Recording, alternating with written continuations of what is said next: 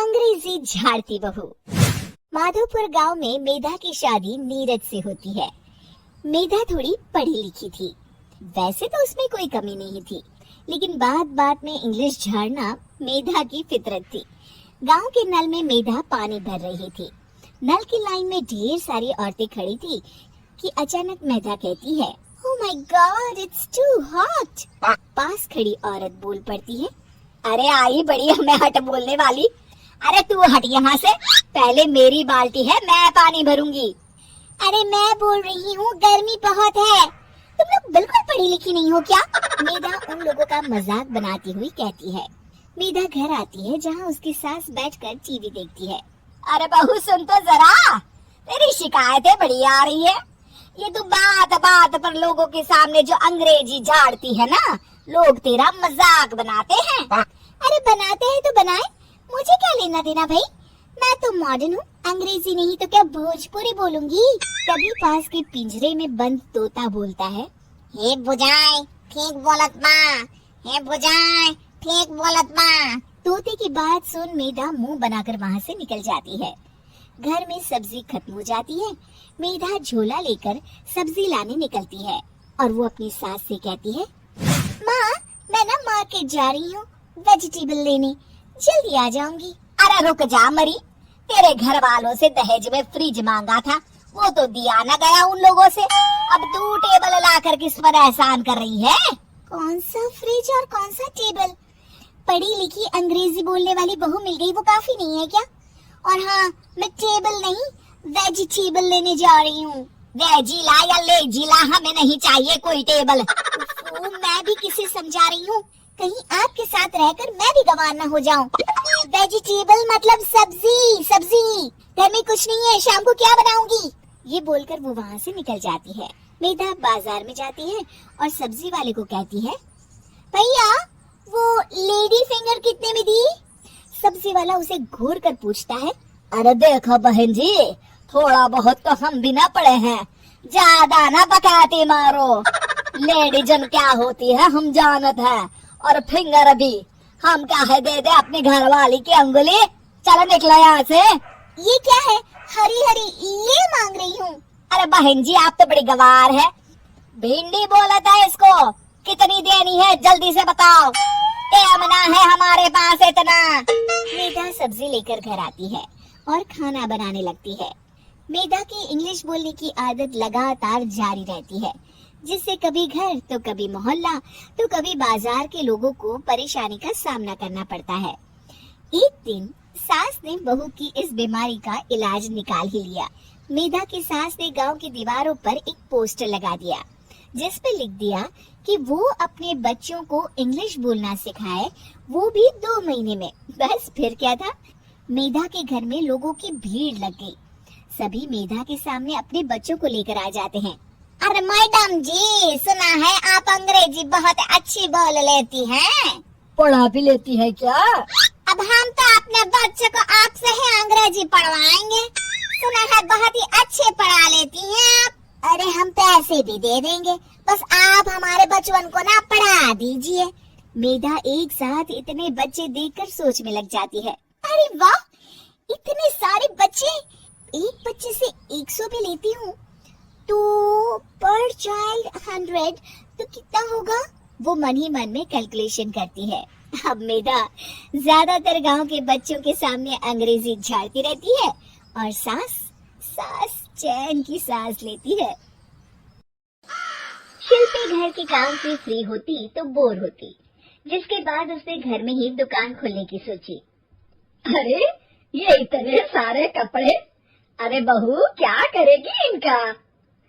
"माँ जी, मैं घर में बोर होती हूँ तो सोचा सामने के कमरे में कपड़ों की दुकान खोल लूं, घर का काम भी हो जाएगा और 4 पैसों की कमाई भी।" अरे वाह वाह, ये तो बहुत ही अच्छी बात है, मैं भी तेरी मदद कर दिया करूंगी। वाह माँ जी, तब तो मजा आ जाएगा, अब हम दोनों मिलकर खूब पैसे कमाया करेंगे। अब क्या था, सास बहू का काम चल पड़ा। एक दिन, अरे राकेश की माँ, सुनती हो, कहाँ चली गई? भूख के मारे पेट में चूहे कूद रहे हैं। अरे नंदिनी, कहाँ हो? भूख लग रही है। पापा कहाँ है? माँ। पता नहीं बेटा, भूख लग रही है। आज तो किसी ने चाय भी नहीं पूछी। तभी सास बहू घर के अंदर ढेर सारे सामान के साथ आती है और वो भी हंसती हुई।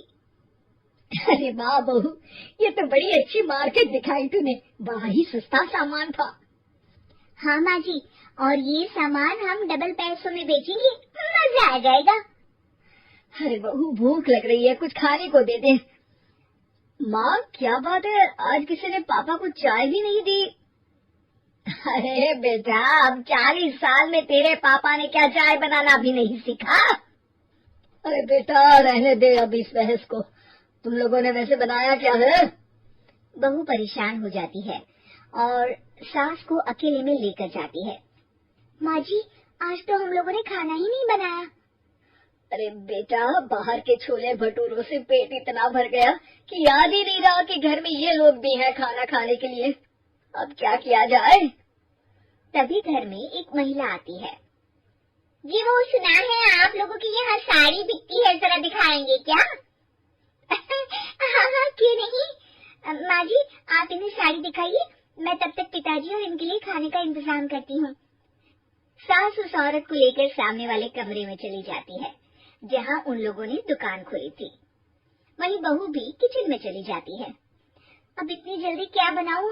पापा जी तो खाने के लिए भी बैठ गए हैं। आइडिया, मैं खाना बाहर से ही ऑर्डर कर देती हूँ।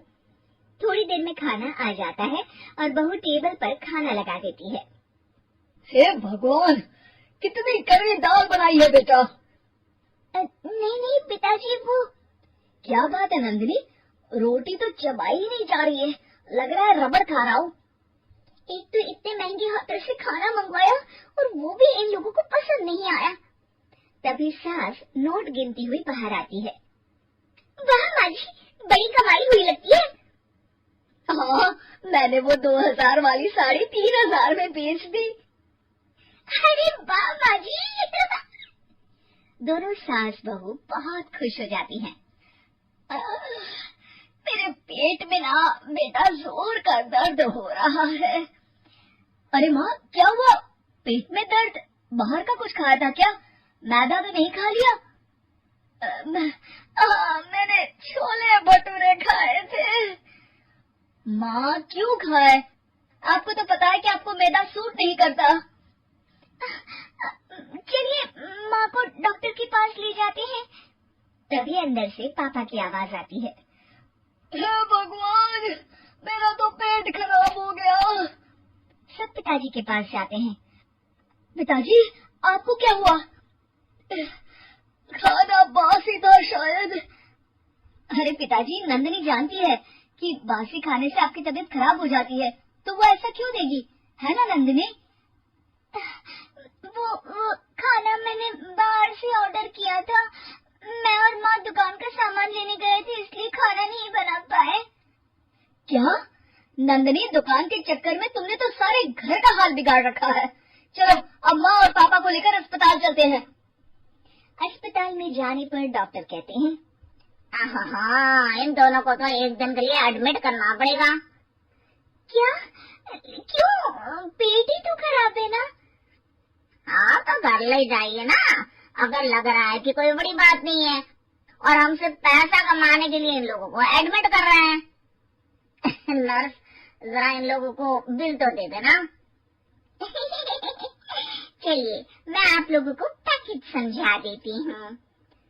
जब बहू के हाथ में बिल आता है, हे भगवान, 60,000 रुपए! इतना तो मैंने कमाया भी ना था। अब समझ गई कि कमाई के चक्कर में घर के लोगों की सेहत के साथ मैं खिलवाड़ कर रही